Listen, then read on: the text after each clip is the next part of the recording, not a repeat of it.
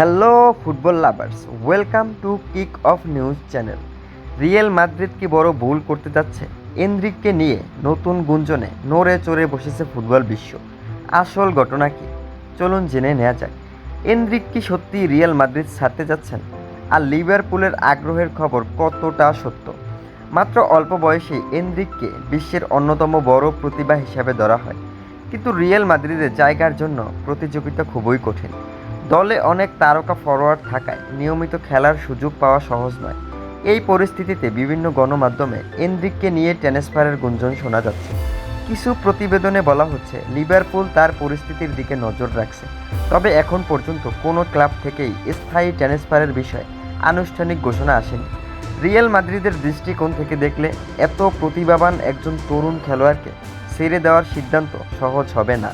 অন্যদিকে এনরিকের নিয়মিত খেলার প্রয়োজন রয়েছে, কারণ সেটিই তার উন্নতির জন্য সবচেয়ে গুরুত্বপূর্ণ। এখন প্রশ্ন হলো, রিয়েল মাদ্রিদ কি তাকে দলে রেখে সুযোগ দেবে, নাকি ভবিষ্যতে অন্য কোনো সিদ্ধান্ত নেবে? আর যদি লিভারপুল সত্যিই আগ্রহী হয়, তাহলে তারা কি আনুষ্ঠানিক প্রস্তাব দেবে? বিষয়টি গুঞ্জনের পর্যায়ে রয়েছে, এবং নতুন কোনো অফিসিয়াল আপডেট এলে সেটিও আমরা সবার আগে আপনাদেরকে জানিয়ে দিব। ভিডিওটি ভালো লাগলে একটি লাইক দিন, বন্ধুদের সাথে শেয়ার করুন, এবং নতুন নতুন খবর সবার আগে পেতে কিক অফ নিউজ চ্যানেলটি সাবস্ক্রাইব করুন। ধন্যবাদ, দেখা হবে পরবর্তী ভিডিও।